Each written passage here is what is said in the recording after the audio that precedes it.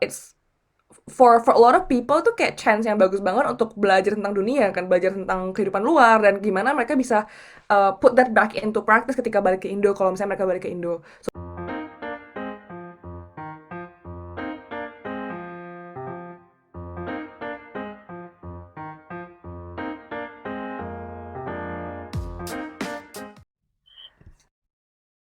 Oke, halo semuanya. Welcome back to Transform Mind episode ke-15. Hari ini spesial.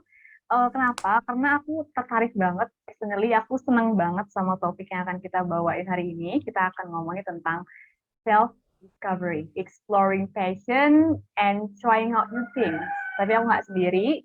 Hari ini aku akan ngobrol sama teman kita. Itu ada Bianca Queen Zana Kurniawan. So anyway nih ya sebelum mulai apa-apa. Aku pas pertama baca nama lengkapnya itu cantik banget gitu. Maksudnya Bianca Queen Zana Kurniawan. Nah, pas sudah ngelihat lagi maksudnya lebih stalking lagi tentang like backgroundnya Bianca ternyata lebih keren banget. Kenapa? Karena ternyata Bianca ini selain yang udah kita share ya, dia merupakan sorry ya ini agak ada sedikit banyak suara background, ada ayam, ada hujan, anyway di Bogor lagi It's hujan. okay. Gak bakal denger itu di backgroundnya Priyanka karena kayaknya di UK nggak ada suara ayam ya. So anyway aku udah stalking banyak banget tentang Priyanka. Jadi selain dia kuliah currently di Cambridge University ambil Development Studies, dia juga banyak buat kegiatannya. Dia kerja sekarang, correct me if I'm wrong ya Priyanka, sebagai research assistant di Badan Kebijakan Fiskal, terus juga jadi Chief Operating Officer-nya di, aku nggak tahu cara bacanya, QTech atau gimana nih, QTech, Cambridge ya betul, betul QTech. Cambridge University Technology and Enterprise Club. Terus juga jadi co-founder Abroadening Indonesia dan masih banyak lagi listnya. Kalau teman-teman mau baca lebih lanjut bisa di link ini ya Priyanka Kurniawan. Priyanka juga aktif di berbagai komunitas, dia juga YouTube, dia juga nulis di Medium. Pokoknya dia pas banget untuk kita obrolin tentang passion hari ini. So, kita sapa dulu nih, karena orangnya udah ada di sini, udah cantik banget. Selamat pagi, Bianca. Pagi-pagi, thank you Nuzul buat ininya compliment for the name. I'll tell my mom. Itu mamaku yang bikin namanya. And yeah, thank you juga for the intro. Really really nice to be here. Okay. So, how are you, Bianca? How's your day-to-day look like nih sekarang kamu di mana di UK-nya? Maksudnya di kota apa nih? Aku di kota Cambridge-nya Di sekarang. kota Jadi Cambridge-nya. ya udah onsite karena kuliahnya juga udah di in person gitu sekarang.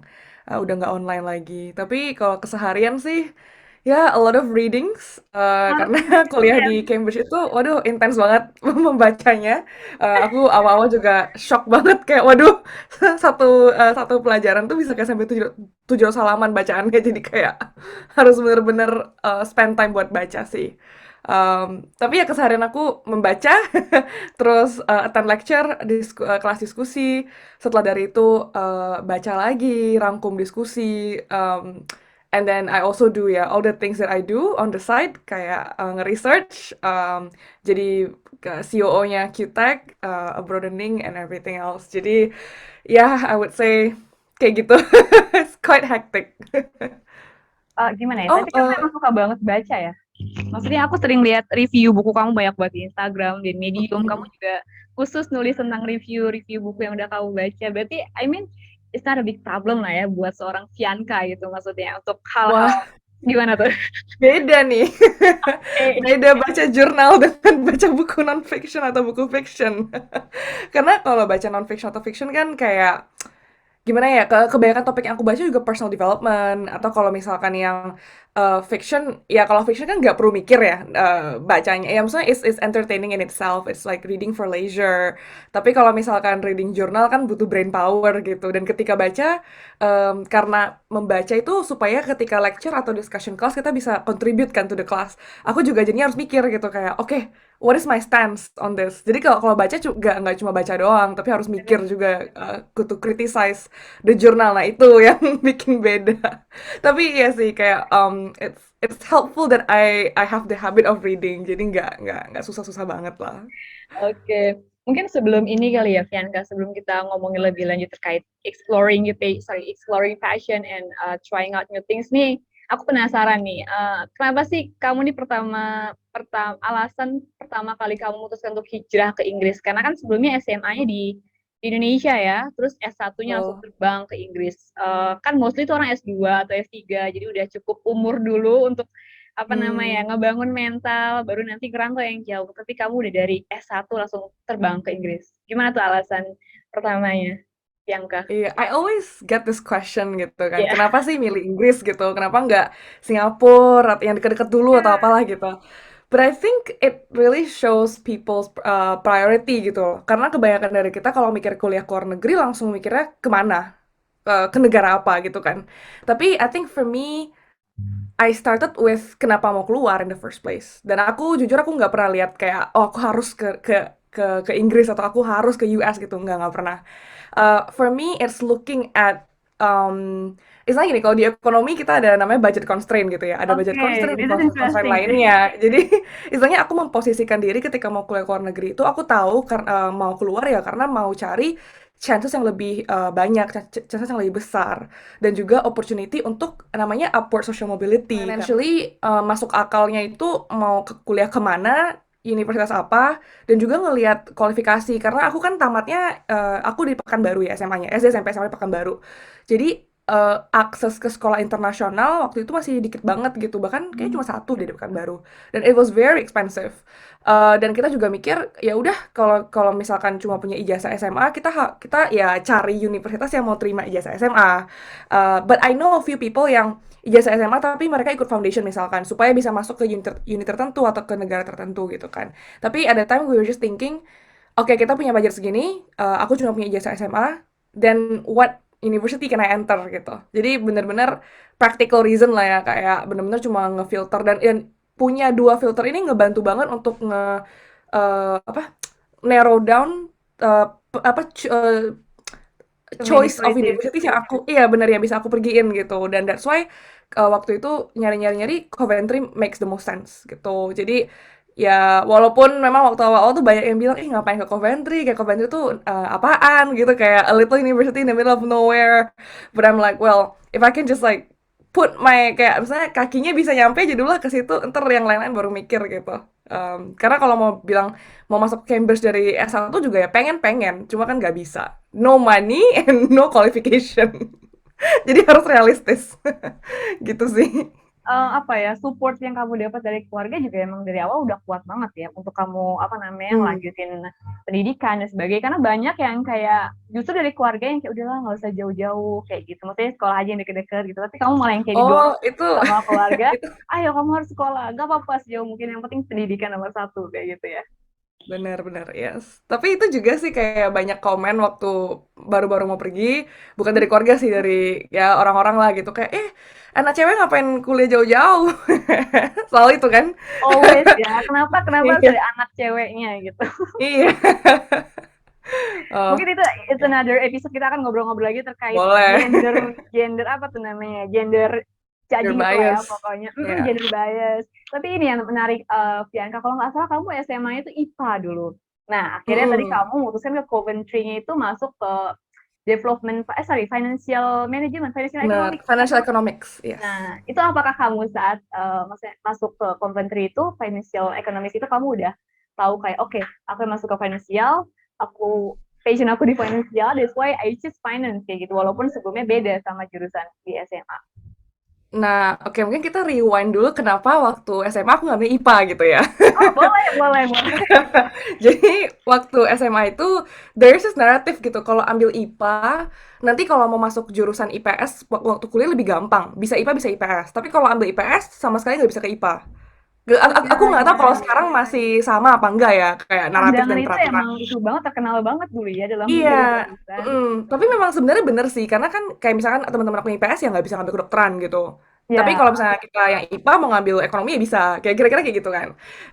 Jadi aku mikirnya waktu itu lebih ke aku nggak mau nutup pintu gitu loh. Kalau one day sebenarnya aku pengennya ke IPS, aku kalau dengan aku ngambil IPA, aku mau kuliah yang berhubungan dengan IPS bisa. Kalau aku mau tetap ngelanjutin kuliah IPA juga masih bisa gitu. Jadi lebih ke gak mau nutup pintu. makanya aku ambil IPA. Nah, tapi waktu itu juga sebenarnya kenapa financial economics, aku dari 5 SD itu udah punya online shop. Sekarang udah nggak gitu jalan sih. Cuma dari 5 SD itu aku suka banget jualan. Aku suka kayak oh the operations, logistics, terus kayak marketing, jualan. Cuma aku tuh seneng banget gitu. Tiap kali jualan tuh kayak seneng seneng aja Jiwa gitu. entrepreneurnya udah Jadi dari kecil. iya.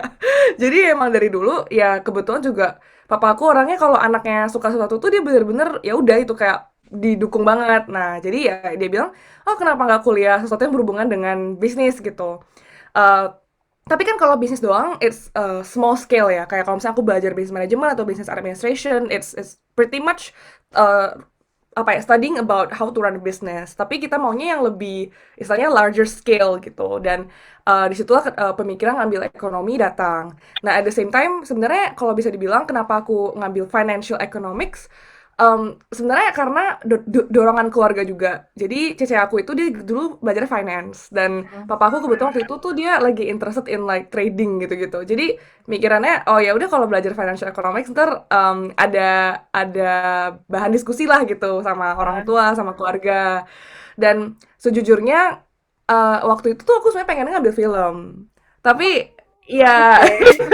ya tapi kan juga ada naratif lagi kan kayak oh ngapain sih kuliah perfilman, kayak itu kan nggak butuh degree gitu, kayak ngapain. Nah, Bener-bener. jadi buat aku sih Padahal kayak film juga nggak semudah itu ya. Itu complicated. benar, iya. Iya, I have a friend yang kuliah film juga dan kayak wah, keren keren keren gitu. Kayak mungkin in another lifetime ya. Tapi istilahnya for me kenapa aku memutuskan ya udah ngambil financial economics I don't mind.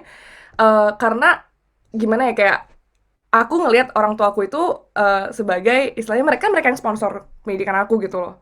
Jadi aku nggak bisa seenaknya juga dong kayak nggak mau gitu kayak aku mau ini nih. I'm not saying that you should always say yes to your family, to your parents. Tapi mungkin kalau buat aku karena mereka selalu memprioritaskan aku untuk kayak whatever it is dan memprioritaskan edukasi aku, so I have that respect to them as well gitu. Jadi kayak oh kalian pengennya aku ngambil ini, and I found it ya udah sih kayak oke lah interesting ya why not gitu. Dan again I think economics juga membuka banyak pintu gitu. So it was really practical sih, it's not like passion atau apa. Aku masuk-masuk ke financial economics I don't know anything. I thought it Oke. was gonna be accounting. Terus di hari pertama aku ingat lecturer aku bilang kayak by the way ini bukan kelas bisnis ya, kalau kalian mikir kalian mau belajar bisnis this is not the place. Terus aku yang kayak wow oke. Ini bener-bener teritori yang aku nggak tahu sama sekali, dan bener-bener aku masuk kuliah aku nggak tahu apa-apa kayak nol banget, nggak tahu apa-apa. Berarti lebih banyak praktikal tuh bisa dibilang hitung-hitungan ekonomi gitu ya. Pasti kayak akuntan itu kan lebih banyak Bener. hitungannya. Oke, but you Iya, enjoy dan it? juga kan Did you enjoy mikirin it? return ya. Kayak balik modal nggak sih kalau nanti punya degree ini tuh mau kemana gitu kan. Jadi ya it's very practical. Bianca menjalani selama 4 tahun ya berarti kuliah di Coventry. Benar, 4 tahun. Did you enjoy it di financial economics itu? Um, karena belajarnya finance and economics, I can say I really enjoyed the economics part. I hated the finance part. Nggak, kayak I don't like. Maksudnya aku suka hitung-hitungan dan ekonomi banyak hitungan juga gitu. Cuma hitungannya finance tuh agak kayak, aduh ini sesuatu yang menurut aku not for me lah gitu. Detail banget gitu nggak sih hitungannya? Iya, dan rigid gitu. Kayak kenapa? Oh sorry, suaranya hilang. Oke, karena hitung uang jadi harus detail banget ya nggak sih? Iya bener, dan rigid sih. Aku kayak kurang. That's why. But iya, ekonominya aku enjoy banget. Oke, but that's life lah ya. Jadi so one day nanti kayak pas balik lagi ya, that's my life journey lah ya di financial management. Nah, anyway, Bianca nih, sebelum ngomongin lebih jauh tentang exploring passion, sebenarnya ini aku baru kepikiran tadi sih. Jadi mungkin ini kayak apa ya? Mungkin banyak orang yang bilang kayak hidup tanpa passion itu nggak enak dan sebagainya. Aku pun ngelis dan pertanyaan langsung ke pertanyaannya itu sebenarnya. Tapi setelah dipikir-pikir lagi sebenarnya apa sih makna passion itu? Jadi kita nggak harus yang atau gimana gitu. Tapi buat seorang Priyanka gitu, kalau kita ngomongin passion hari ini, apa sih sebenarnya makna sebuah passion buat Priyanka gitu? Hmm, mungkin kita bisa mulai dari apa yang society kind of shape as passion and what I Aku kind suka of nih. realized there. Kamu banyak banget Kayaknya pandangan, suka banget aku. enggak. Ini kebanyakan mikir nih. Oke. Jadi, kayaknya growing up tuh aku dengar kata passion sering banget ketika orang ngomongin mau kuliah apa. Yes, Jadi yes. mulai dari zaman SMA gitu lah ya, baru sering dengar kata-kata passion. Sebelumnya tuh ya nggak ada gitu, kayak Iya, I'm just living hidup-hidup life aja as a kita ya. iya bener, as a normal, kayak anak SMP gitu, kayak nggak mikir passion gitu. Dan ketika masuk SMA, teman-teman dan orang-orang mulai mikir, oh mau kuliah apa, and then this is advice gitu ya, kayak the golden advice, kayak oh kan harus tahu passion kamu mau di mana, terus kayak ambil kuliah jurusan itu gitu. Dan I think this is a narrative yang kayak diulang, dan sebenarnya ketika aku baca buku, this is a very good book namanya So Good They Can't Ignore You by Cal Newport. Aku highly recommend that book. Itu udah dari tahun 1960-an gitu, tapi konteksnya konteks pekerjaan. Jadi kalau mau kerja apa, mikirnya ya passion kamu apa, kerjanya di bidang itu. So I think there's this thinking kalau passion itu sesuatu yang kayak harta karun yang harus ditemukan gitu ya di dalam diri gitu. Kayak there's only one passion dan lu harus nemuin itu. Gimana pun caranya. Tapi it's such apa ya? Itu menurut aku semakin aku berpikir, semakin aku baca ini tuh, nonton ini tuh, merasa gitu kayak sangat a very limiting naratif gitu loh, kayak kalau kita mikir passion cuma cuma kayak satu hal ini gitu yang kita harus figure out, karena if that's truly the case, berarti bosen dong hidup orang, kayak you find out what your passion is kayak supposedly di umur 17 gitu ya, kuliah jurusan itu, kerja bidang itu sampai mati gitu, kayak isn't that like a very boring way to live life gitu? Istilahnya kalau ada satu TED Talk yang aku nonton, kalau nggak salah dia, aku lupa judul TED Talk-nya apa, tapi nama orang yang ngomong namanya Terry Trespicio. Dia bilang kayak, kalau kalian mikir passion tuh kayak gini, kalian tuh hidup itu cuma tunnel vision gitu loh. Kalian cuma ngeliat tuh satu ke depan aja, a very singular way of living. Jadi itu bikin aku sadar juga gitu kalau passion, dan dia bilang di TED Talk dia, passion itu tuh is a feeling. Dan kalau misalnya kita do a quick Google search, passion means apa ya? Tadi aku cari. Passion means a strong feeling or emotion gitu. Berarti and as we know, feelings change. Kayak kita nggak merasa sedih itu sedih selama-lamanya, kita nggak merasa senang-senang selamanya. And the same thing with our interest gitu kan in something. Mungkin sekarang aku suka banget perfilman, tapi it's not like forever I'm gonna be interested in it gitu loh. Atau mungkin ada orang ya yang memang kayak oh cinta mati gitu sama satu bidang, ya silahkan gitu. Tapi I don't think for most people that's the case ya.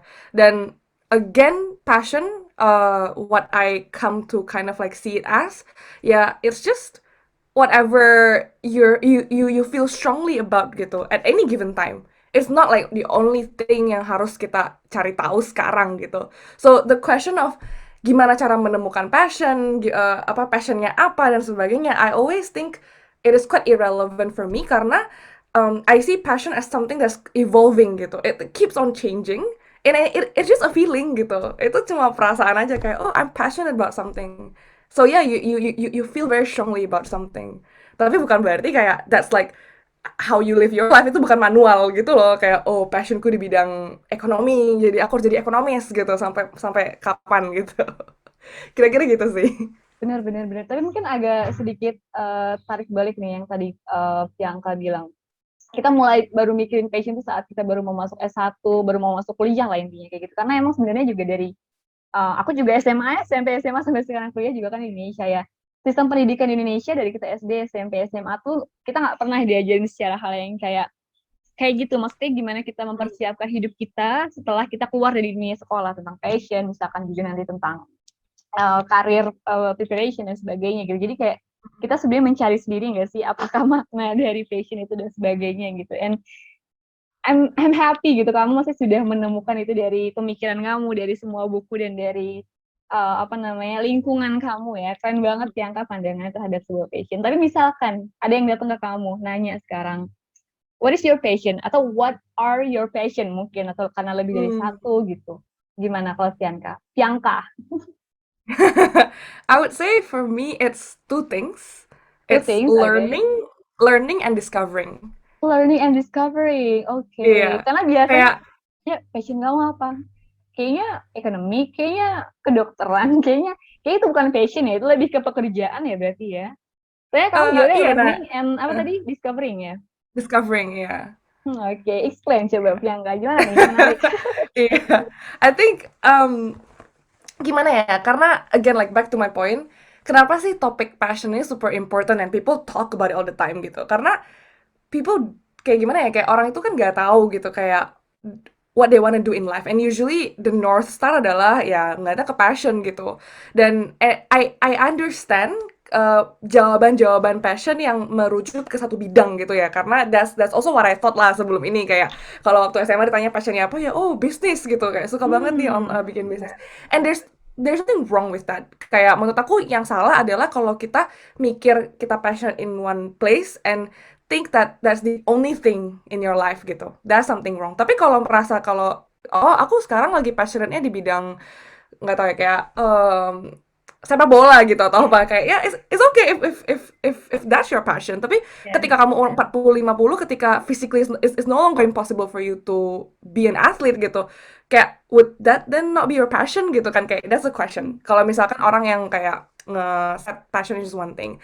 So I think for me, the short answer yaitu kayak learning and discovering. The long answer, I think kalau melihat passion di satu lensa yang kayak apa yang lumayan long term gitu, ya menurut aku continuously learning itu udah sesuatu yang aku kayak seneng banget dari zaman SMP SMA gitu. Kalau ditanya kayak hobinya apa, belajar gitu. I know it's so cheesy, cuma kayak seneng aja mau di gitu Ayunda kayak. ya, kayak mau di Ayunda Oh ya. iya, Belajar. gimana? Ya bener-bener kalau ketemu new knowledge gitu kayak seneng banget. Dan that's why I also read a lot gitu, karena I realize ketika aku ketika aku masuk kuliah, I know nothing gitu, kayak aku gak tahu banyak hal gitu. Dan I think just the process of discovering new knowledge, retaining knowledge tuh kayak sangat-sangat menyenangkan buat aku, and I feel very strongly about it. So going back to the definition of kayak what passion is, so something that you feel strongly about, ya I see learning and discovering as something gitu. Dan makanya sekarang juga walaupun aku kuliahnya development studies is such an interdisciplinary apa ya, degree gitu. Kayak kita nggak cuma belajar ekonomi, kita belajar politik, kita belajar sosiologi, kita belajar antropologi, kayak banyak banget. Dan to me it's just learning about all the different elements, that's like what I'm passionate about gitu. Gitu sih. Anyway, ini sharing sedikit. Kamu pernah baca bukunya Michelle Obama yang Becoming nggak, Bianca? Pernah becoming. Nah, jadi sebenarnya itu banyak banget, tapi mungkin salah satu yang aku inget mungkin nggak mirip banget kata-katanya, tapi pas di awal-awal halaman tuh Bu Michelle Oh, bilang gitu. Michelle. Intinya adalah salah satu pertanyaan apa ya, gimana nyebutnya? Terkonyol ya, atau mungkin tidak terlalu penting yang orang-orang dewasa tanyakan ke anak kecil itu adalah kamu kalau gede mau jadi apa gitu. Karena itu pertanyaan yang sebenarnya jawabannya nggak bisa kamu ukur saat kamu masih kecil gitu. Karena saat kamu nanti udah gede, kamu banyak banget ngejalanin hal-hal yang justru nggak pernah kamu planning saat kamu masih kecil gitu. Kayak dulu kan kita Benar. masih kecil tuh planning paling kita jadi dokter, jadi apa sih cita-cita yang waktu kita masih kecil, dokter, pengacara, terus insinyur kayak gitu-gitu. Tapi saat udah gede Iya. malah kita dipilihkan oleh banyak banget pilihan dalam hidup gitu yang akhirnya ngebawa kita ke sini, kemana kemana kemana. Jadi kayak pertanyaan kamu mau jadi apa saat kecil tuh kayaknya nggak relevan banget gitu ditanyain, karena who knows gitu kita akan tertariknya kemana. Menarik Benar-benar. banget ya. Anyway, ini dong, kamu apa sih buku yang paling mengubah pandangan kamu terkait semua hal ini? Karena kan kamu banyak banget baca buku nih. Ini aku penasaran aja dari sisi personal nih, karena terlihat dari semua yang kamu share, dari yang aku baca, wah asik banget nih berarti. Oh, iya nih aku kayak orangnya kurang original gitu, jadi semuanya dari bacaan. Em, yang aku baca yang mungkin kayak change my perspective Yes. quite radically gitu ya, itu Mindset judulnya, by Carol Dweck. Ini juga aku dulu taunya dari postingannya Maudy Ayunda. Dia pernah post gitu di Instagram dia, terus kayak interesting. Dan aku baca ini, jadi basically mindset itu in a nutshell dia ngomongin soal fixed mindset and growth mindset. Kayaknya dari dulu tuh udah sering dengar ya kayak fixed mindset, growth mindset gitu. Aku selalu mikir kayak oh aku orangnya growth mindset kok gitu. Tapi setelah baca buku itu I realize kayak manusia itu multifaceted ya. Kayak manusia tuh bisa punya kombinasi dari dua ini gitu. Mungkin di bidang tertentu kita lebih fix gitu yang kayak oh nggak bisa nih aku nggak punya talentanya. Tapi di bidang lain kita bisa kayak oh aku mau berusaha. Tapi yang benar-benar bikin perspektif aku berubah itu adalah ketika ya dia bilang kayak di buku ini intinya kayak yes ada orang yang lahir dengan talenta, and it's like easier for them to do something ya, kayak misalkan ada orang yang emang dilahirkan tuh pinter banget gambar gitu lah. Nah, aku selama ini mikir kayak aku cuma nggak dilahirkan dengan talenta itu gitu, aku nggak punya skill menggambar. Tapi sebenarnya all skills tuh bisa dipelajari gitu. Not all, but almost all skills itu bisa dipelajari. Dan zaman sekarang tuh udah banyak kan kayak apa namanya resources lah kayak Coursera, EDX, apa online learning gitu. Dan YouTube juga itu kayak the cheapest way gitu to learn. Dan aku kayak ngerasa sih kayak oh iya bener juga sebenarnya gitu. Kayak waktu aku mulai, jadi aku baca buku ini 2 tahun yang lalu, tapi waktu aku mulai S1 4 tahun yang lalu, aku juga go into it knowing nothing gitu. And kalau misalnya aku nggak punya talenta di bidang ekonomi, kalau misalkan kita apply-nya kalau orang itu cuma bisa bisa atau enggak gitu kan, berarti ya aku harusnya nggak bisa dong gitu. Tapi kan ternyata I learn it and I can gitu. Dan maksudnya ya nilai aku juga bukan yang jelek-jelek amat gitu.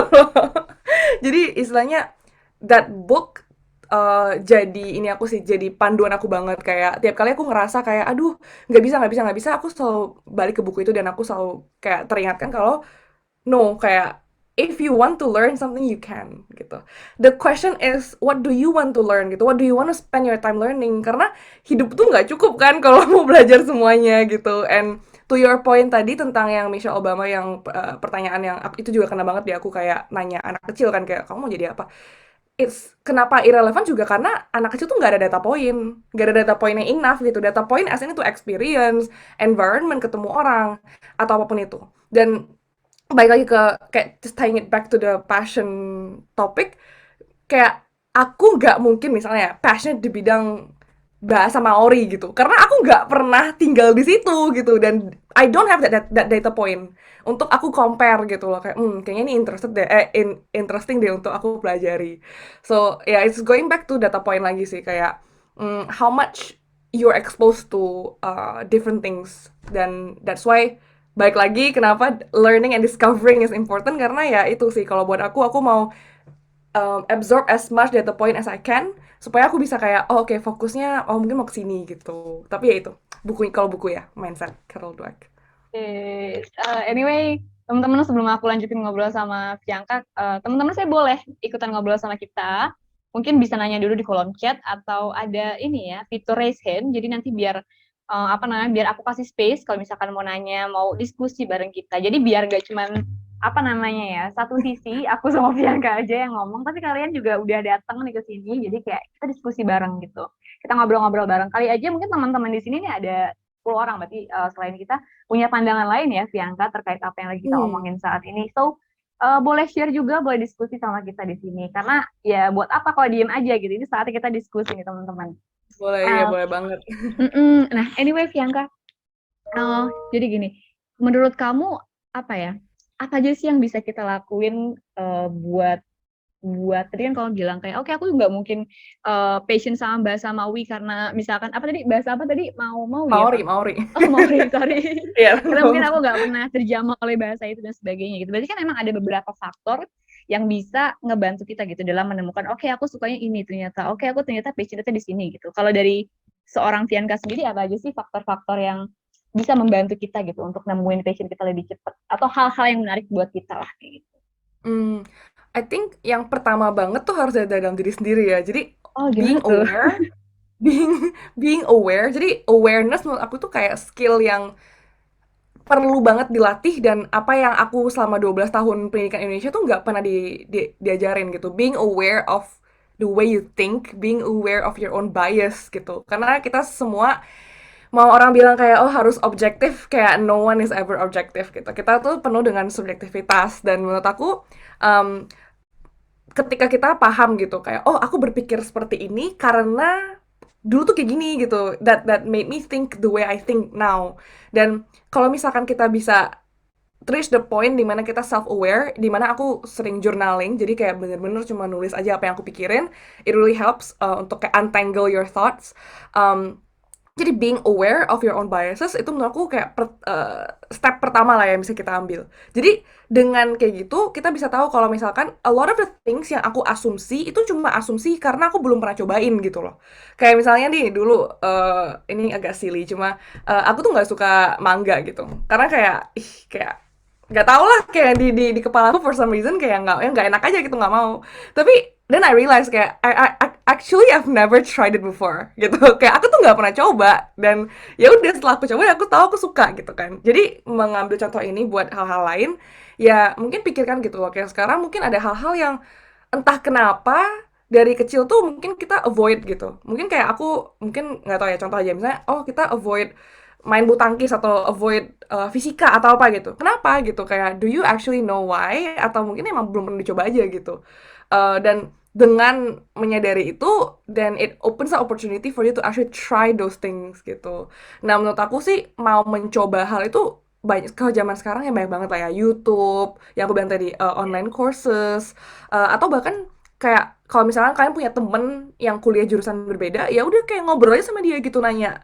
Nah aku tuh kayak di sini punya teman-teman yang kalau di Cambridge kebanyakan teman aku itu anak-anak STEM, anak-anak yang science gitu ya. Yaudah aku dengerin mereka aja ngomong tentang kimia, tentang kayak kristalisasi apapun, kayak aku nggak ngerti, cuma aku dengerin aja gitu. Kayak oh ya menarik gitu. Aku anak kimia Ataupun nih, woy. oh, oh. Iya, aku sorry, ya maksudnya aku nggak ngerti, cuma aku dengerin. Aduh, terus iya gitu, coba reach out to people dan ngobrol aja, dan other things kayak podcast atau apa gitu. Aku sekarang sering dengerin podcast, jadi I get a lot of insight juga dari situ, dan it's all about trialing gitu. Nggak ada yang bilang kok kalau misalnya kamu coba sesuatu kamu harus ngambil, itu nggak ada. Kayak it's all just kayak trial and error, and um, ya kayak bener-bener cobain aja, dan juga mungkin kerja gitu kayak internship, volunteering apa segala macam, coba bidang yang berbeda-beda, jangan mikir kayak oh aku harus fokus ke satu aja gitu, dan nggak boleh ke deviate ke yang lain gitu. There's this thing, a quote yang orang selalu bilang, apa, Jack of all trades, a master of none. Yang istilahnya kayak, oh kamu orang yang generalis itu kayak tahu banyak cuma nggak ada yang bener-bener tahu. But then what's wrong with that gitu loh. Kayak aku merasa karena aku tahu banyak hal, walaupun nggak dalam-dalam banget, aku bisa connect ke banyak orang gitu loh. Orang ngomong apa aku bisa kayak, actually I heard something about this, tapi please enlighten me gitu. Kayak, could you talk more gitu. Jadi that openness in your mind, kayak oh aku tuh kayak gini karena apa yang terjadi di dulu, atau mungkin apa yang nggak pernah terjadi, cuma aku memikirkan, kayak aku berpikir aja kayak oh aku nggak suka ini nggak suka itu, tapi ternyata sebenarnya you just never tried it gitu. So ya, Tapi gitu sih. anyway, kamu pernah juga nggak? Tadi kan mangga nih ya contoh kasusnya. Tapi kalau misalkan sekarang lebih ke hal atau kita mau ngomongin juga trying out new things ya. Apakah pernah kamu ada sebuah aktivitas atau sebuah apa ya namanya bidang yang awalnya kamu kayak, aduh nggak deh, bukan gue banget. Aduh nggak deh, gue nggak bisa kayak gitu. Tapi pas dicobain malah kayak, Hmm, ih asik ya kayak gitu. Ih malah malah jadinya suka kayak gitu. Pernah nggak ada pengalaman kayak gitu Bianca? ini mungkin ekonomi ya, tapi sebenarnya aku dulu nggak yang kayak nggak gitu, cuma lebih ke apaan sih gitu. Kayak kayak aduh aku nggak tahu apa-apa gitu. Eh itu sih, tapi end up kan kayak aduh jatuh cinta gitu. Kayak aduh suka banget. Atau mungkin politik sih, tapi ini nggak sampai yang suka banget. Cuma politik dulu kan aku selalu avoid karena I thought politics was very apa ya? Ya, pasti negatif lah ya gitu. Kalau dari media kan dulu, kalau grow up di Indo, kalau udah ngomongin politik udah yang jelek-jelek lah Kayak gitu. kalau buat anak muda tuh Mm-mm. kayak kalau mandang politik, ih complicated. Bener. Nah, tapi sekarang justru ya kuliahnya aku bacaannya aku politik gitu. I mean, it's interesting to know gitu sih. Oke, ini anyway ada yang nanya nih, yang tadi kolom komentar namanya, kita manggilnya Kak aja lah ya, Kak Wike Pratiwi. Halo Kak, terima kasih atas motivasinya. Saya mau bertanya, pernah nggak sih Piangka gagal? Terus gimana kita nyemangatin diri kita saat menghadapi kegagalan? Mungkin Mbak Wike boleh nih ngobrol sama kita atau open cam sambil dengerin Piangka jawab. Gimana Piangka? Pernah nggak gagal? Atau kayaknya semuanya berhasil terus nih di hidup Piangka? Aku, siapa sih yang nggak pernah gagal?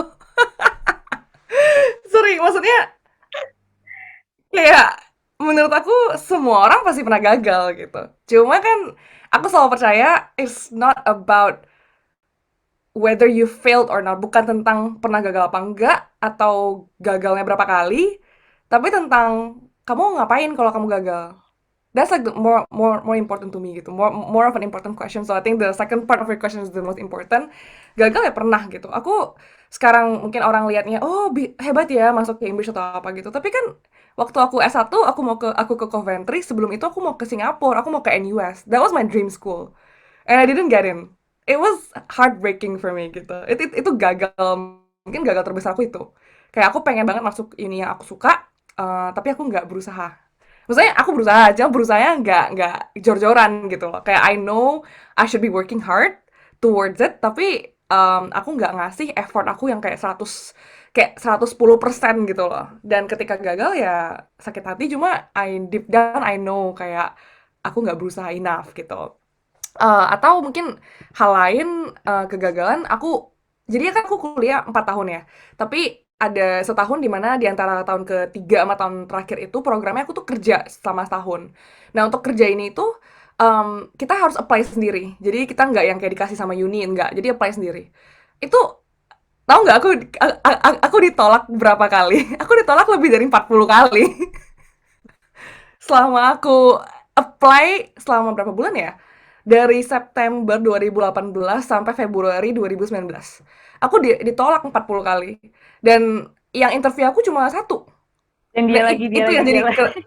iya, itulah yang jadi kerjaan aku gitu. Tapi istilahnya ya gagal pasti pasti ada gitu, dan semua orang menurut aku pasti ada porsi gagalnya gitu. Dan um, Gimana cara kamu penyemangat bangkit lagi gitu? iya. Nah, menurut aku yang bukan salah sih ya, apa yang orang cenderung ngelakuin kan kalau gagal, oh ya itu gimana caranya nyemangatin diri sendiri. Bener. Tapi mungkin a lot of people don't talk about kalau gagal gimana cara menerima, gimana Oh, that's cara make right. peace with it gitu. Dan That's aku juga sebenarnya aku kayak gitu. Aku dulu gagal tuh aku kayak marahin diri sendiri kayak ih itulah kayak nggak berusaha, itulah kamu gini kamu gitu kamu gini kamu gitu. Ayo harus harus semangat lagi gitu. Tapi it menurut aku apa ya kayak humanize the process of failing and trying gitu loh. Kayak there's nothing wrong with failing menurut aku. Kayak failing is just a sign that okay ini nggak work out for me, so let's try a different method gitu. Yes, Jadi it's not about gagal tuh bukan dan kayak oh kamu tuh di label jadi kayak kamu kegagalan selama-lama, enggak gitu. Kayak it's all just about knowing that oke ini nggak work out, terus apa dong yang lain gitu. mm, Dan balik ke poin aku tadi, yang menurut aku banyak orang nggak ngomong soal gimana cara menerima kegagalan, jadinya semua orang takut gagal gitu. I think the most important thing is not about nyemangatin diri, tapi gimana sih ngambil the first step untuk sadar kalau gagal itu nggak apa-apa. Nah itu tuh yang kayak butuh latihan, butuh awareness juga dari diri sendiri. Dan for me ya itu kayak ketika aku gagal 40 kali buat dapet kerja, itu yang bener-bener humble me kayak, oh gagal tuh ya bagian dari hidup gitu loh. And it's okay. It doesn't mean anything. Kayak maksudnya it means something, but it doesn't mean that I'm a failure. Bukannya aku sebagai mm, manusia itu adalah kegagalan. Tapi mungkin metode ini nggak cocok, atau perusahaan yang aku apply nggak cocok, atau kesempatan yang aku apply ini nggak cocok buat aku, or it's just not the timing gitu. mm. Jadi ya kalau misalnya bisa aku kasih advice dalam menghadapi kegagalan, try to acknowledge it gitu. Kalau sedih ya udah sedih aja, nangis ya nangis aja gitu. Kayak aku selalu bilang kalau kalau gagal nangis ya nggak apa-apa. Tapi ya udah gitu ketika kamu tahu gagal sudah mengacknowledge the feeling, nangis sedih apapun itu, oke, get back on track gitu loh. Kayak pikir apa sih yang aku lakuin sebelumnya yang mungkin aku bisa ganti, yang mungkin aku bisa improve. Nah dari situ coba lagi gitu. Nah itu sih, itu proses ya menurut aku. Kayak gagal adalah bagian dari sukses gitu. Jadi nggak bisa maunya sukses terus gitu. I don't think apa namanya, Kamu bilang nggak tadi, impossible. sebenarnya relate ke yang tadi kamu bilang ke awal nggak sih yang tentang self awareness. I mean ini juga bisa dibilang self awareness ya, saat kita gagal terus kita menerima itu kan kita nanya lagi dulu ke diri kita ya, oke aku Hmm. gagal, gagalnya kenapa gitu, apakah aku masih kurang di sini dan sebagainya sebagainya, itu kan sign of self awareness juga. So anyway, kamu pernah baca bukunya ini gak sih yang You Are a Badass by Jen Yes, Sincero? Jensen Zero. Yes, yes. Iya. Barusan siang ini aku baca. Jadi kayak aduh lagi momen aku baca terus pas banget page-nya aku baca yang ini. Um, apa sih, the real failure is when you are quitting. Iya, Everything else is just gathering information. Jadi kamu tuh iya. gagal kalau lo berhenti. Ya yang lain-lainnya anggap aja cuma ngumpulin informasi kayak oh kayak gitu, ternyata ya kamu gagal kalau kamu berhenti. Dan pas banget. bener bener bener bener banget. Iya.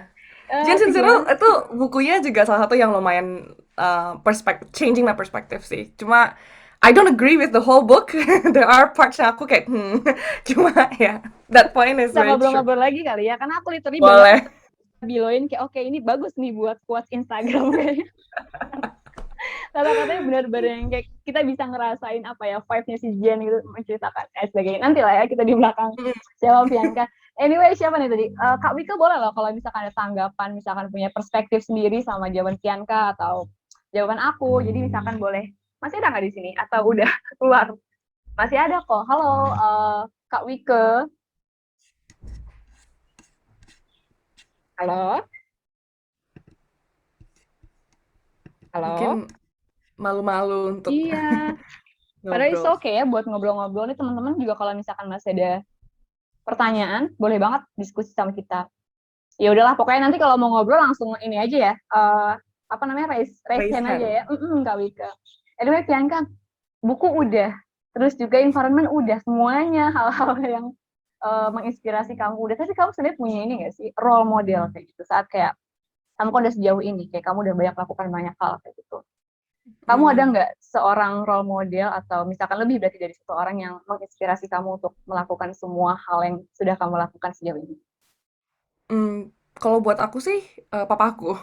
Oh, kenapa tuh? Eh, karena dia tuh orangnya disiplin banget dan tegas banget ya. Kayak kalau udah kayak dari kecil itu selalu dua hal aja sih yang dia selalu ulang-ulang dia ke diajarin gitu. Kayak satu, kalau mau apapun itu, mau kerjaan apapun itu, nggak peduli mau apa ya, kayak mau belajar fisika, mau belajar baking, mau apa, harus serius gitu.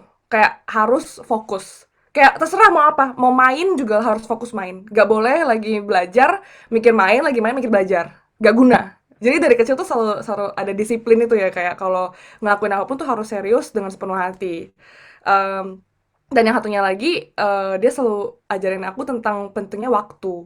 Jadi dulu tuh ya anak kecil lah ya, kayak kadang tuh suka telat-telat gitu, suka kayak undur-undur, kayak nantilah gitu.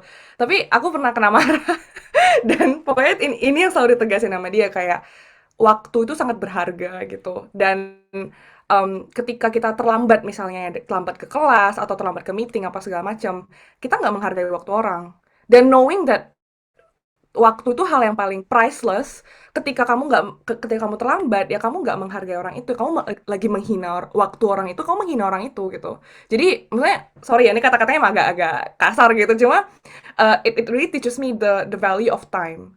Makanya tuh kayak nggak istilahnya sekarang pun aku punya kesadaran gitu loh kalau hidup itu tuh pendek banget.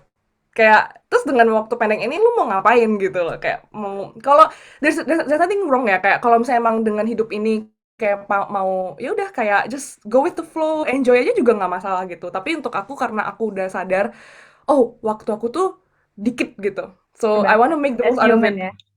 Iya, karena kan, aduh, cuma hidup sekali gitu. Ya udah, Benar.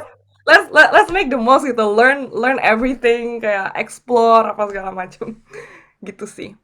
Oke. Tapi kan kadang-kadang kalau ngomongin waktu juga kan kita punya waktu semua terbatas ya 24 jam. Kamu pernah nggak sih ngerasa kan kamu banyak banget nih tutup Pernah. nulis juga terus komunitas kuliah gini-gini pernah nggak sih kayak aduh aku pengen ini tapi kadang-kadang kayak I think I need more time more than 24 hours in a day gitu kayak untuk ngelakuin Iya, iya. sesuatu. Pernah nggak sih kepikiran kayak gitu? Banget. Terutama recently karena banyak bahan bacaan.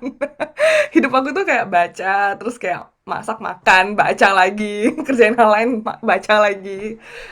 Iya pasti sih kayak ada ngerasa overwhelmed gitu ya, kayak oh my god I have so much Overwhelmed. things. Cuma I think it's all about priority sih kayak Nah, dan gimana tuh priority kamu menentukan prioritas kamu? iya jadi kayak apa yang urgent dan penting gitu pada saat ini dan menurut aku pada saat ini apa yang urgent dan penting adalah ya pendidikan aku gitu loh kayak aku kan pendidikan cuma 9 bulan master aku jadi ya aku bener-bener harus make the most out of it gitu dan jadi hal-hal lain yang kayak kurang berhubungan atau kayak istilahnya kurang impactful ya udah aku kayak di prioritize letakin dia di belakang gitu. Tapi ya ketika aku punya free time I'll pick up on them and start working on them gitu.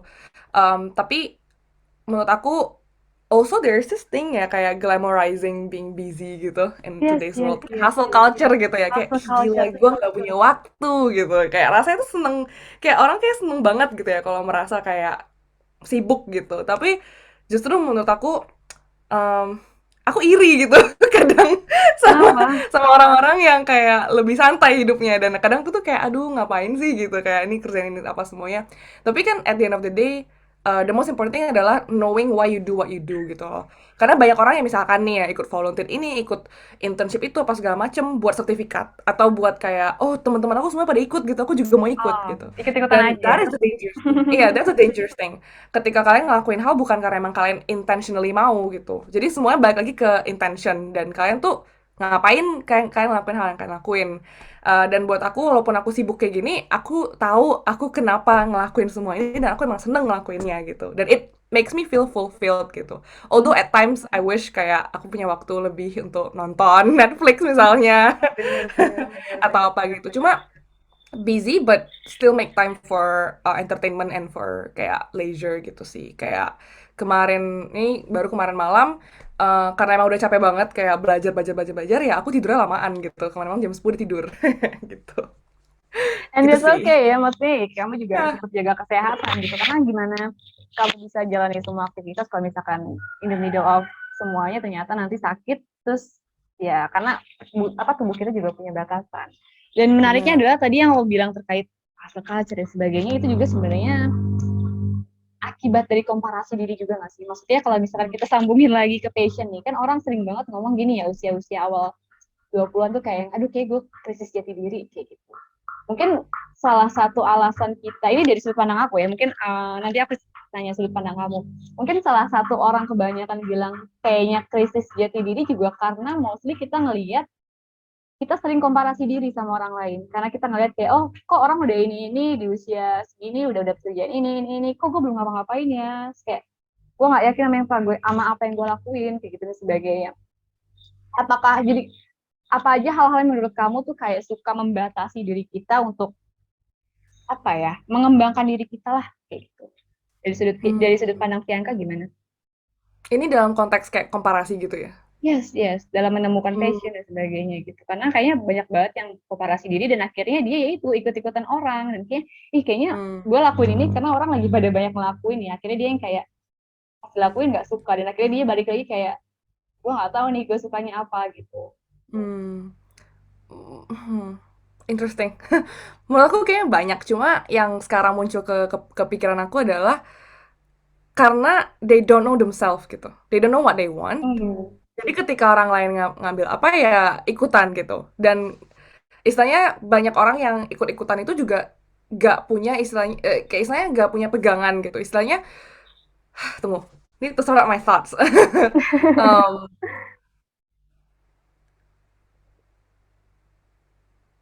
iya kayak gak tahu dirinya sendiri mau ngapain. eh dan merasa kalau mereka nggak ngelakuin apa yang orang lain lakuin nanti ketinggalan gitu. FOMO ya kayak apa fear of missing out gitu. Dan mungkin ada orang juga yang putting their self-worth on whatever that is that they're pursuing. Misalkan nih ada orang yang apply ke pekerjaan A misalkan, and then they feel like, oh gue sukses kalau gue dapat kerja ini gitu. That is also a social comparison. There's also kayak um, cara yang salah untuk ngelihat self-worth gitu ya. Tapi even like I don't think I'm the most qualified to talk about social comparison and self-worth karena aku juga suffer from that. I also compare myself with other people a lot. Itu sesuatu yang penyakit gitu ya yang harus Kayaknya aku ini enggak sih apa work on namanya? juga. Sifat kemanusiaan kita ya sering membandingkan diri Bener. dengan yang lain. Iya. Tapi mungkin if there's one thing that I recently realized dan juga dari conversation aku sama teman kemarin di kelas diskusi adalah kita harus berhenti ngelihat outliers. Jadi istilahnya gini, kita tuh kan oh ada si nggak tahu kayak Bill Gates lah atau kayak Jeff Bezos gitu kayak wah gila nih orang hebat banget kayak milioner apa segala bilioner apa segala macem. Tapi mereka itu outlier gitu. Yang kayak mereka tuh berasa berapa banyak sih gitu. Mungkin less than 1% gitu Ya. in this whole world. Jadi kenapa sih kita letakin apa emphasis too much on these people yang adalah outlier gitu dan kalau kita terlalu fokus ke hal-hal yang kayak gitu, ya kita lupa sama diri sendiri, kita lupa sama kapabilitas kita lupa sama apa sih yang bisa kita lakukan pada saat ini untuk be at least a little bit better than what we used to gitu. Ya, It's not about kayak oh gue compare sama Jeff Bezos gue harus jadi kayak dia tapi gimana caranya terus gue nggak tahu gimana caranya ya udah demotivated gitu. But look at yourself and where you are dan kayak how you can be better each day gitu sih. compare Ya. jangan sama orang lain, tapi lebih ke diri kita kemarin. Diri Apakah sekarang sendiri. kita lebih baik atau gimana? Yes. Jadi ada dua pertanyaan nih, Bianca di kolom Yes. chat. Kita jawab yang satu dulu kali ya. Ini tapi dia lebar. Boleh. Ha. Kak Bianca dulu gimana belajar bahasa Inggrisnya, terutama listening dan speaking? Karena aku udah 6 kali gagal, terutama IELTS aku masih rendah, sama speaking dan Oh, listening. Nah, gimana nih Bianca? oke. Apakah dulu pas ke UK langsung keren bahasa Inggrisnya atau gimana? Mmm, oke, bentar ini tapi kayaknya Dwi-nya kayaknya nggak di partisipan ya? Kenapa? Lagi? Oh, ada di sini, masih di sini, oke. Nggak aku kira orangnya udah nggak di sini, entar kayak aku ngomong kayak kurang relevan. First and foremost, kayak kamu udah gagal 6 kali tapi kamu coba terus, kayak salut banget. Dan I know IELTS is not easy, kayak IELTS itu menurut aku, it's less about, mmm apa ya, ngukur kemampuan bahasa Inggris, tapi lebih ke kemampuan mengambil standardized test. That's like the skill that they're looking for sebenarnya. Kayak walaupun emang embel-embelnya ya bahasa Inggris, karena yang aku sadarin itu IELTS itu you just need to know the strategy. You don't have to be kayak tahu vocabulary whatever yang kayak kayak keren-keren gitu enggak gitu, kayak yang penting tahu strategi untuk ngejawabin gitu. Dan untuk speaking dan listening in specific, menurut aku tuh butuh banyak practice gitu. Apalagi speaking ya. Karena kalau misalkan IELTS tuh kan kita butuh, kita cuma dikasih waktu very limited time untuk mikir jawaban, untuk formulate jawaban. Jadi nggak cuma practice ngomong, tapi juga practice untuk think on the spot. Itu sih yang menurut aku skill yang perlu diasah. Dan gimana cara supaya bisa mendapatkan jawaban-jawaban, ide-ide untuk ngejawabin itu adalah ya dengan banyak baca, banyak denger, gitu sih. Dan listening juga it's all about kayak also listening itu kenapa ya menurut aku di IELTS lumayan tricky adalah karena different accent. Mereka Iya. nggak cuma pakai satu aksen kayak British atau apa, tapi kayak ada Scottish accent apa segala macam. Itu yang aku struggle juga dulu. Jadi what I recommend ke YouTube aja dengerin kayak vlogger-vlogger kayak yang dari yang aksennya beda-beda gitu. Kayak cari orang-orang yang dari Scotland, orang dari Irlandia atau apa gitu dan dengerin mereka punya aksen. Um, that's the tips that I can give sih. Dan it's not an overnight process gitu. Waktu aku dulu juga aku belajar bahasa Inggris tuh dari SD. Jadi that's why ya kalau dilihat sekarang ya hasilnya ada gitu loh. Cuma I know I'm privileged lah ya gitu, kayak orang tua aku tuh udah tahu kayak oh dari awal tuh kayak bahasa Inggris bahasa Inggris bahasa Inggris gitu. Cuma kan not everyone is like that. Jadi yang bisa aku lakuin saran yang bisa aku kasih adalah dengerin dengerin banyak orang ngomong, YouTube, podcast atau apapun dan baca lebih banyak lagi gitu. Gak perlu buku sih sebenarnya, artikel-artikel juga bisa gitu kayak Harvard Business Review atau artikel di Medium gitu atau di Substack itu kayak lumayan accessible. Jadi itu sih kalau untuk IELTS. Anyway, Dwi Wulansari juga kalau misalkan mau IELTS prediction, belajar IELTS juga bisa nih transform anyway. Jadi Oh, sedikit informasi nih ya buat teman-teman di sini juga. Jadi kalau misalkan butuh bantuan IELTS, nggak apa-apa, bilang aja nanti sama transferring melalui aku juga nggak apa-apa.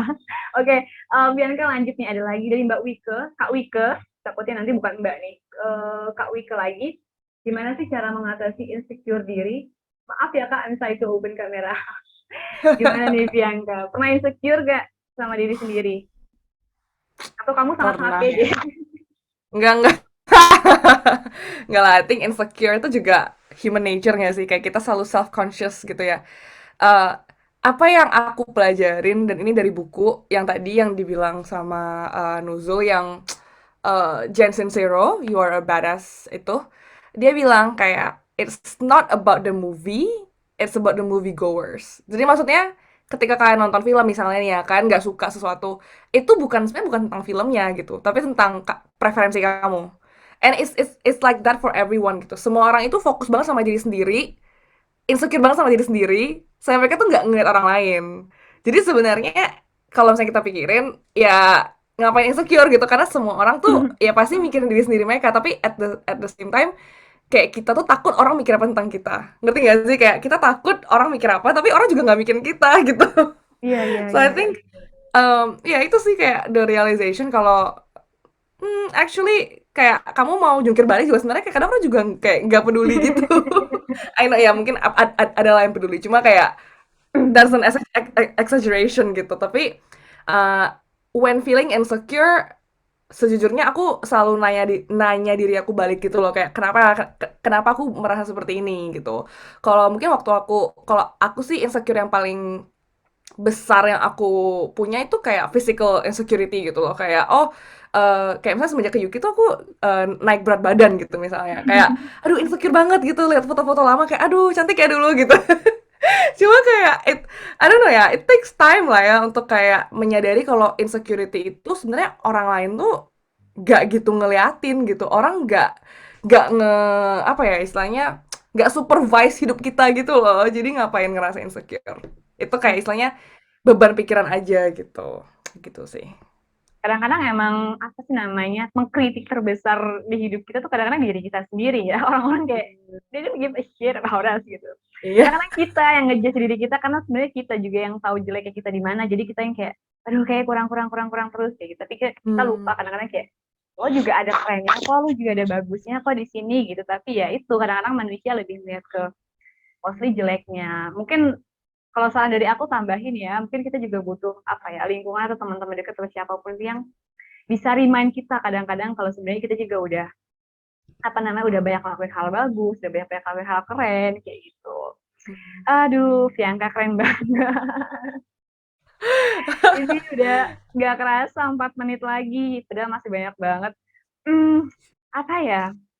What's next mungkin ya, Fianka? Kayak kan kamu banyak banget nih ngelakuin banyak hal ya, di broadening dan apalah kamu juga banyak, kamu juga What is Up Indonesia, kamu juga di Woman Beyond ya, masih jadi mentor juga ya, terus juga Oh, apa nih? udah selesai. Oh, kayak udah selesai. Mentorship udah selesai. Dulu siapa yang nawarin anyway? Ya Cinta, kamu ini sama Ya Cinta langsung atau gimana? Presidennya Ya Aku yang Cinta kan nanya ya? mereka. Aku yang ke That's mereka. true. Ya, waktu itu cuma aku mikir kayak, aduh lagi liburan, terus kayak aku merasa kayak punya banyak hal yang bisa aku sharing gitu loh. Jadi ya udah aku nanya aja kayak, oh do you guys have anything that I can do gitu. Terus mereka kayak, oh the mentorship. Ya udah. Oh, kalau yang broadening gimana? Mungkin ini kali ya, aku main nanya sedikit nih, karena walaupun waktu udah dikit. Hmm, Kalau broadening gimana? Kalau nggak salah kamu baru ngebangun itu Januari ya? Aku lihat ya, Januari iya awal 2021 ya. awal tahun sih. Bangunnya Januari cuma launchnya April gitu. Um, Hmm, tapi udah pas loh, udah hampir 2000 lebih, udah hampir 2000 followers ya, udah berapa ya? ya, Gimana tuh thank awal God. mulanya? Ide bikin Awal broadening gitu. Awal mulai itu sebenarnya dari pengalaman aku kuliah ke luar negeri. Menurut aku tuh kayak informasi yang ada tuh kurang mendukung ya. Kayak istilahnya Bener sih. kurang kritis gitu loh. Dan kebanyakan dari teman-teman itu kalau mau kuliah ke luar negeri kan langsung ke third party ya, ke agen misalkan. Tapi menurut aku agen juga punya insentif sendiri, punya goal sendiri gitu. Dan terkadang emang menurut aku tuh anak-anak Indo terutama they can be better equipped gitu with information sebelum bahkan ke agen atau sebelum memilih universitas. Dan another thing sebenarnya aku dan co-founder aku Vivian namanya, kayak kita tuh suka banget bahas tentang pendidikan. Kayak we're both really passionate about pendidikan. Oke, mungkin another passion of mine pendidikan kali ya. Tapi ya waktu itu kita ngobrol-ngobrol-ngobrol, kita end up kayak mengcriticize gitu loh kayak pendidikan Indonesia. Karena kita ngerasa kayak kok anak-anak itu nggak diajarin untuk berpikir kritis, kenapa nggak Bener. diajak untuk berpikir gitu loh. Semuanya kan hafalan ya. Dan menurut aku kalau buat dua dua perempuan kayak kita untuk mengubah struktur pendidikan Indonesia, mengubah itu kan kayak impossible gitu, kayak siapa kita Nadiem Makarim aja belum tentu bisa gitu loh. Jadi maaf ya Mas Menteri. Nggak maksudnya he's doing a really great job, Nggak but I bisa, mean kita nggak bisa gerak kalau nggak ya. semuanya gerak gitu. Iya benar. Nah, kita mikir kayak, oh what can we do in our current capacity gitu. Dan kita lihat, oh sebenarnya banyak juga orang mau kuliah ke luar negeri. Dan sebenarnya kuliah ke luar negeri itu, it's for a lot of people tuh kayak chance yang bagus banget untuk belajar tentang dunia kan, belajar tentang kehidupan luar dan gimana mereka bisa put that back into practice ketika balik ke Indo, kalau misalnya mereka balik ke Indo. So we think why don't we just help these people aja dulu gitu karena ujungnya pendidikan juga and something that we're really passionate about gitu. So that's why. Jadi buat teman-teman mungkin yang lagi interested buat kuliah ke luar negeri. Sorry nih ada Follow promosi dikit. Broadening. Nggak apa-apa ini kebetulan ada yang nanya nih, Iya. Kak, IG-nya apa? IG apa? IG Broadening apa? Username-nya Bianca? @broadening. Abroad.id, yes. Kalau IG-nya Bianca @bianca. Oh, iya, type in. Ya jadi kalau ada yang interest buat kuliah ke luar negeri, we do a lot of kayak post dan juga webinar gitu sih untuk kayak persiapan kuliah ke luar negeri.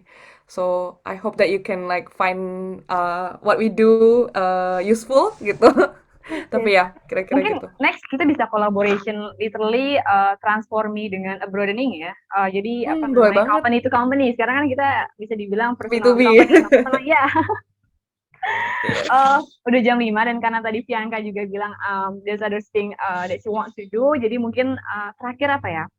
Pesan dan pesan sorry kenapa jadi pesan buat teman-teman transformi kita manggil transformers anyway Fianka buat Cool. yes buat transformer yang sekali lagi galau lagi bingung kayak aduh gimana sih untuk tetap yakin nih sama passion yang akan apa ya yang buat mereka kejar lah kayak gitu dalam hidup dari seorang Fianka gimana. Mungkin yang udah dibilang tadi aku kayak broken record tapi nggak apa-apa. Passion is a feeling. Jadi jangan terlalu stres tentang kayak aku harus figure out passion aku apa sekarang atau aku harus figure out aku tuh passion di bidang apa karena it will always change. Jadi don't stress too much about it. Just do whatever you're doing right now and be damn good at it and that's it gitu.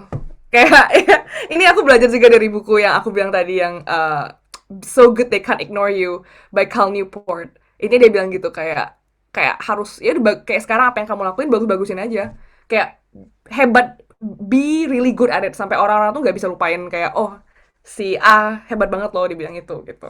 Kamu udah baca yang bukunya yang ini juga belum? Aku baru baca satu sih kalau Newport yang ini Digital Minimalism. Udah itu doang. Belum, but it is on my list. Belum sempat baca. Tapi aku punya ebook ya, mungkin nanti kalau mau aku kirim Oh, ebooknya. boleh boleh. Dapat gratis Jadi ya. kayak, jadi benar-benar kayak sebagai reminder. Nanti kita ngobrol-ngobrol lagi kayak, I'm personally Boleh. really grateful bisa ngobrol sama Bianca hari ini. Oh, thank Bukan you. cuma dari Transformi, tapi dari aku juga kayak ngerasa, ih asik banget punya teman kayak, gimana ya, kayak lo pernah gak sih punya teman yang kayak asik banget diajak di talk, dan Iya. inilah Bianca kayak gitu. Yang Kayak connect kalau banget ya. kayak kalau misalkan one day kamu balik ke Indonesia atau ya one day misalkan aku ke UK ya jadi kayak I hope we can meet in person karena kamu Boleh benar-benar orang banget. yang I like your positive vibes dan thank you banget Bianca udah nyebarin positive vibes, positive message dan semua kata-kata yang sangat-sangat memotivasi hari ini. Bianca sukses terus ya dan mudah-mudahan kita collaborate lagi ke depannya. Terima kasih juga buat teman-teman yang udah hadir. Thank you semuanya, bye-bye. Sampai jumpa di Transformate episode selanjutnya. Kita